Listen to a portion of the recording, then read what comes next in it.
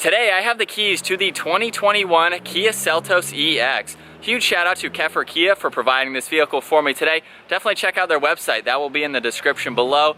This model here is finished off in dark ocean blue and it has an MSRP just over $26,000. But let's go ahead and get into today's review by going up underneath the hood, where you'll find the 2-liter 4-cylinder engine. This is paired to the intelligent variable transmission. It produces 146 horsepower around 6,200 RPM and 132 pound-feet of torque around 4,200 RPM. It's all-wheel drive, weighs in around 3,200 pounds, and running off a 13.2 gallon fuel tank, you can expect to see around 25 miles per gallon in the city and 30 out on the highway. This has a wheelbase of 103.5 inches. Its overall length is 172.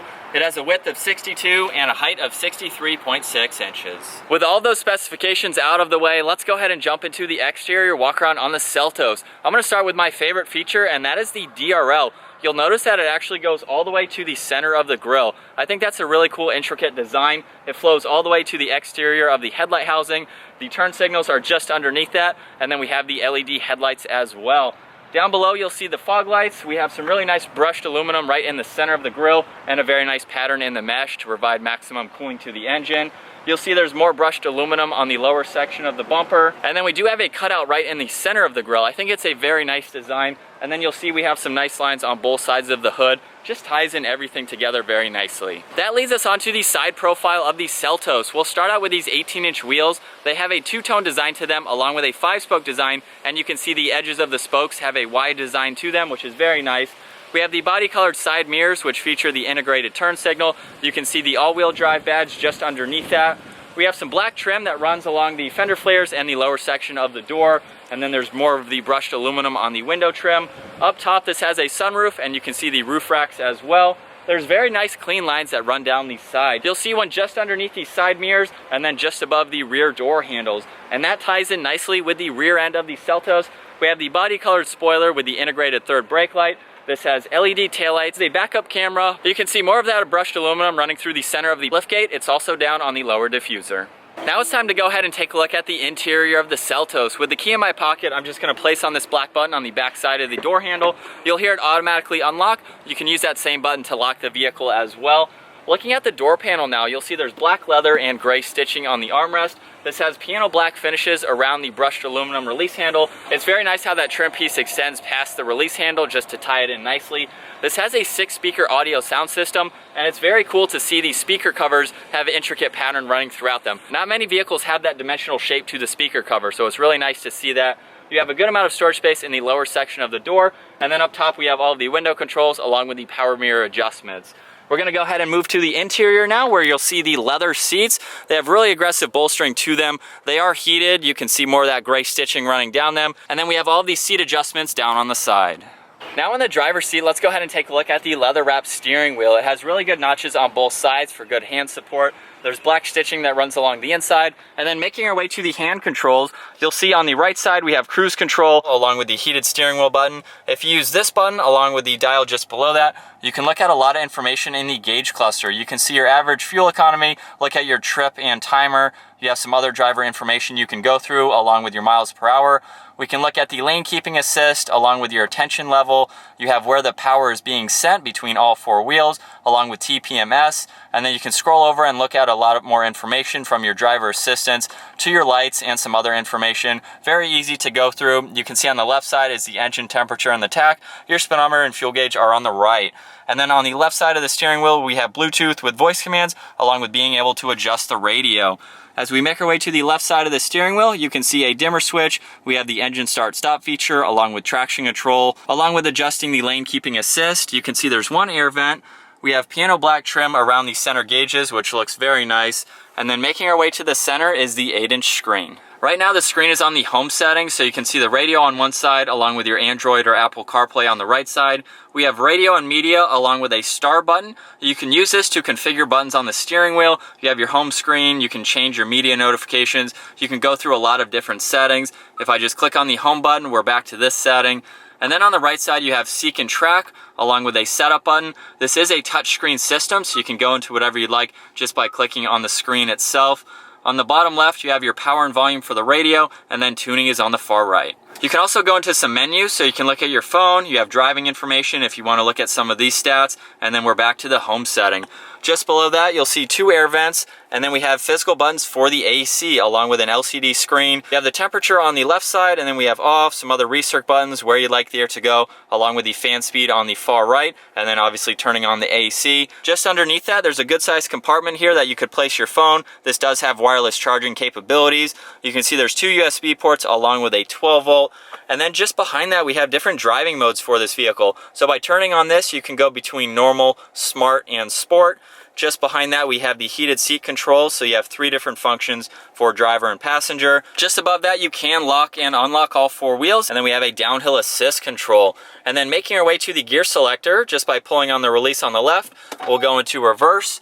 You'll see the backup camera up here with the guidelines. It has very great graphics for this vehicle. We can also go all the way down into sport mode, and that allows you to shift using this if you'd like to.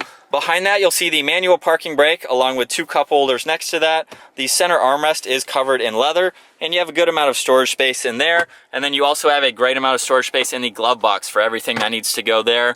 You'll see more of that piano black runs through the center of the dash, giving it a really nice touch. We'll go ahead and take one last look at these seats. And then as I mentioned earlier, this does have a sunroof, so we can open up the sunshade, and then you have some dome light controls and the sunroof controls up in the center. Making our way to the back seats of the Seltos now, you definitely have plenty of room. I have the front seat set at my height, which is 5'10", and I have plenty of space for my legs, and about 4 or 5 inches above my head. It's nice that these seats are also in more of a reclined position, so they don't have an adjustability to them, but they lay back a good bit, so you can be nice and comfortable. You do have a storage pocket behind the passenger seat up front. You'll see 2 air vents right in the center, along with a USB and a small angled storage bin, perfect for a phone or something small like that. Right in the center, we do have an adjustable armrest along with 2 cup holders, so that way it gives you a little bit more comfort. I think you could have 3 people in the back here and be comfortable. There's definitely plenty of space. I really like the attention to detail you see on the door panel, just like up front. We have more of that pattern running through the speaker cover. These seats also offer a 60-40 split, so if I just pull this latch right to the right side of the headrest, we can easily fold this seat down, and that gives you a lot more versatility to store in larger items. Last up, we'll go ahead and take a look at the trunk storage space. I'm just going to use the button up underneath the Kia badge there, and we can easily open up the liftgate. You'll see there's a lot of storage space in here for anything that you want. There's no overhangs on either side, so you can put in some larger items. You do have the option to put in a cover if you'd like to, and then with the back seats folded down, you have plenty of room for anything that you'd like. You'll also notice up underneath the floor mat, we have the spare tire and a little bit more storage if you want to hide any items down there. All right, so getting the 2021 Kia Seltos out on the road now. If you're new to the channel, you may not have seen my brother actually got to review a Seltos a while back. It was a different trim level, so this is my first time actually getting behind the wheel and checking it out. And so far, I really like it. If you're looking for a smaller size compact SUV, this is definitely a great vehicle to hit the market. Everything on the interior is very nice. You have leather on the steering wheel. I love all of the piano black finishes, and it just has a really nice design to it. It's in the mid $25,000 range depending on the models that you go with. This is around the middle trim level, so you have one that's a little bit lower and one that's a little bit higher in price. So you have some options to go through based on obviously what you're looking for in a vehicle. But I really like the layout of it. The screen is very nice to use. It's a very hot and sunny day out today, and I don't have any issues with glare. It's hidden very well, which I think is definitely a plus because you don't have to worry about not being able to see the screen, and you have a ton of information on it that you can go through. And then all the buttons down below, it's a very nice layout. And I just noticed too, there's a small kind of grab handle here for your passenger if they like to rest their hand there or use that for whatever you need. So it's very nice. It has a lot of creature comforts. You have the heated seats, a couple different driving modes that you can go through. Right now we are currently in normal, so I'll just keep it like that for right now. But let's go ahead and move on to the overall visibility for a car of this size. Looking over my left shoulder, I can see out of that glass. I can look over my right shoulder. I can look out of my rear view and see right out that glass with any traffic that's behind me. It's a very small car and you can feel it from the inside, but at the same time, it's very open and it's easy to see all around. We'll go ahead, come to a stop here with it still in normal mode. I'll just give it a little bit of gas and we'll see its acceleration here. And and we're up to the speed just like that. It's not the quickest vehicle out there, but it will definitely get up to speed. If we go to sport mode now, we can slow down and do that again here. You can feel a little bit more throttle response in sport. Obviously, that's what it's designed to do. So if you feel you need a little bit more pep in your step there, you can put it into sport mode. And then we do have a smart mode, which is basically like an eco mode. It's gonna be a lot more friendly, so you can get the best MPG for your ride and cuts the throttle response just a little bit more. So it's nice that you have 3 different options that you can go through. I also like the fact that there's a lot of room in this vehicle. For the smaller side, you're not really hindered or compromised by any interior storage space. There's a lot in the back seats. You can fold the back seats down and you have a lot of room. There's no overhangs or anything. So you can actually use this as a very good daily driver. You can throw in any items that you'd like. You can pack this vehicle full of stuff, and you have a lot of versatility with it being on that smaller side. So it's nice how Kia has made a compact vehicle, but at the same time, they've included all of the necessities and a lot of room on the inside, which I think is a huge plus with a vehicle like this. It's also been very comfortable. You can get these seats dialed into a great spot. I've had no issues with its ride. It's a very smooth and comfortable car to drive, and I could see this being a great daily driver.